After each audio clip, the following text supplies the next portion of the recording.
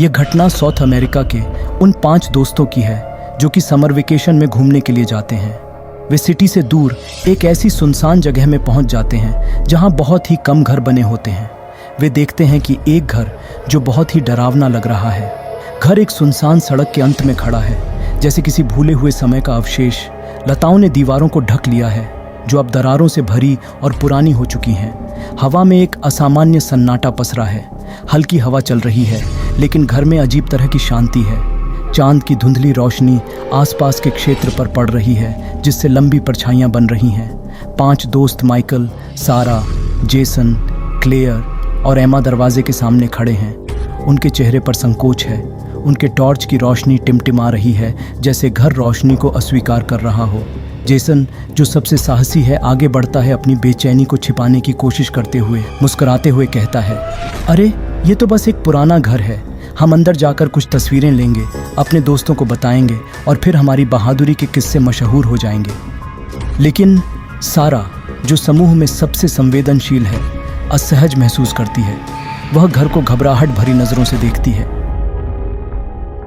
मुझे ये जगह सही नहीं लग रही। एमा माहौल हल्का करने के लिए सारा को मजाक में हल्का सा धक्का देती है और कहती है, अरे तुम सच में इन भूतों की कहानियों पर विश्वास कर रही हो?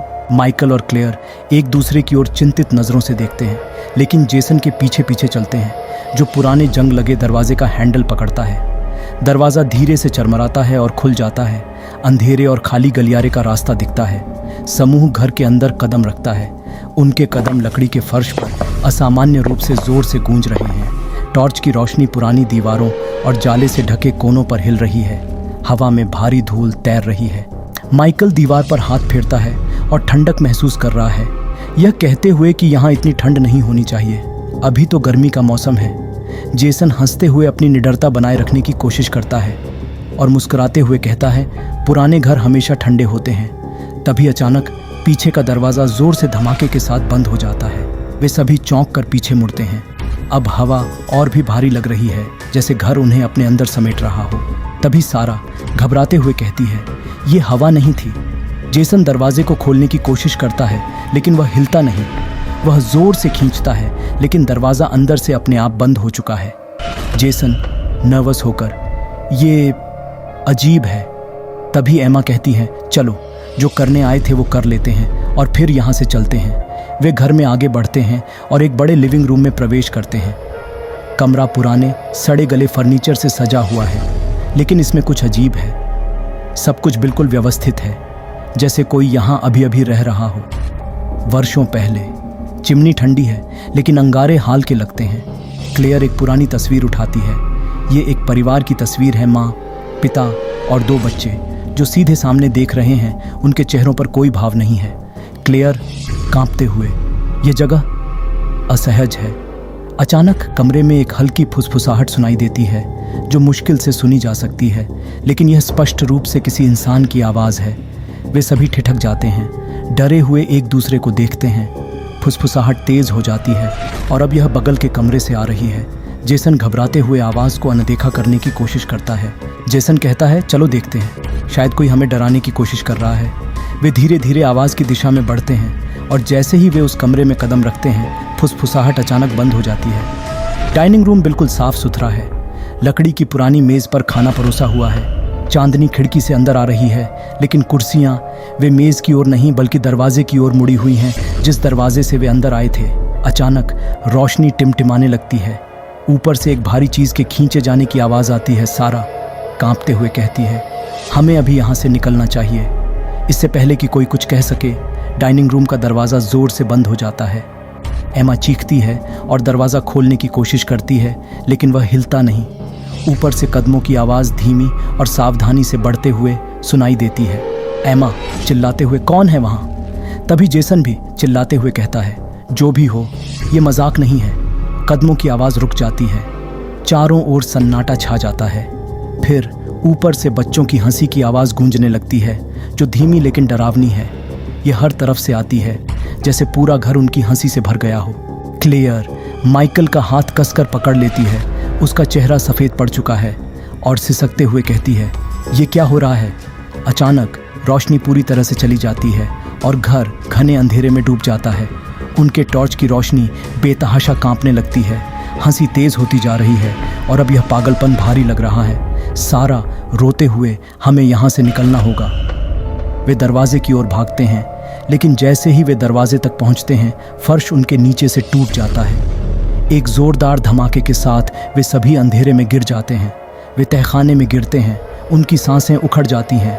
कमरा घने अंधेरे में डूबा हुआ है, सिवाय एक हल्की सी रोशनी के जो एक लटके हुए बल्ब से आ रही है। दीवारों पर अजीब वस्तुएं सजी हैं, पुरानी गुड़ियाँ, जंग लगे औजार और चेहरों पर खरोंच वाली लोगों की तस्वीरें। जेसन कराहते हुए उठता है और कहता है, क्या सब ठीक है? क्लेयर धीरे धीरे रो रही है, अपना हाथ पकड़े हुए। एमा बेहोश सी दिख रही है। सारा डर के मारे तस्वीरों को घूर रही है। सारा डरी हुई, इन तस्वीरों को देखो। सभी तस्वीरों की ओर देखते हैं। वे ऊपर देखी गई परिवार की तस्वीरों को पहचानते हैं और फिर भय से उनकी अपनी शक्लें भी उनमें नजर आती हैं, बाकी चेहरों की तरह खरोंच दी गई। माइकल घबराते हुए कहता है, ये क्या बकवास है? अचानक बल्ब टिमटिमाता है और कमरे में फिर से बच्चों की हंसी की आवाज़ गूंजने लगती है, जो अब और भी करीब है। तहखाने के ऊपर का दरवाज़ा धीरे धीरे चरमराता हुआ खुलता है, लेकिन दरवाजे के पीछे गहरा अंधेरा ही दिखाई देता है। जेसन एक जंग लगी रॉड उठाता है, उसके हाथ कांप रहे हैं। कमरा ठंड और अंधेरे से भरा हुआ है। दीवारों पर सजी वस्तुओं और तस्वीरों की उपस्थिति से भय और भी गहरा हो गया है। जेसन रॉड पकड़कर दरवाजे की ओर बढ़ने की कोशिश करता है। जैसे ही वे सीढ़ियों की ओर बढ़ते हैं, अचानक दरवाजे के ऊपर एक आकृति दिखाई देती है। एक छोटा बच्चा, सफ़ेद और निस्संग, बिना जीवन के। उसकी आंखें खाली हैं और उसके होंठ सिले हुए हैं। बच्चा धीरे से कहता है, तुम्हें यहाँ नहीं आना चाहिए था। बच्चे की आवाज़ ठंडी और रूखी है, जैसे किसी बर्फीले तूफान की हल्की सरसराहट हो। वह धीरे से अपना सिर झुकाता है और उसके पीछे का अंधकार हिलने डुलने लगता है, जैसे उससे भी ज़्यादा भयानक कुछ उसके पीछे छिपा हो। अचानक बच्चा असामान्य गति से आगे की ओर झपटता है। जेसन रॉड घुमाता है, लेकिन यह बच्चे के अंदर से गुजर जाता है, जैसे वह धुएं से बना हो। बच्चा हवा में घुल जाता है, लेकिन उसके जाने के साथ ही दरवाज़ा ज़ोर से धमाके के साथ बंद हो जाता है। अब वे पूरी तरह से फंस चुके हैं। दीवारें जैसे उनके चारों ओर सिकुड़ने लगी हैं और तापमान और भी गिर जाता है। धीरे धीरे परछाइयों से और आकृतियां उभरने लगती हैं। वे सभी वे ही परिवार के सदस्य हैं जिनकी तस्वीरें उन्होंने देखी थीं।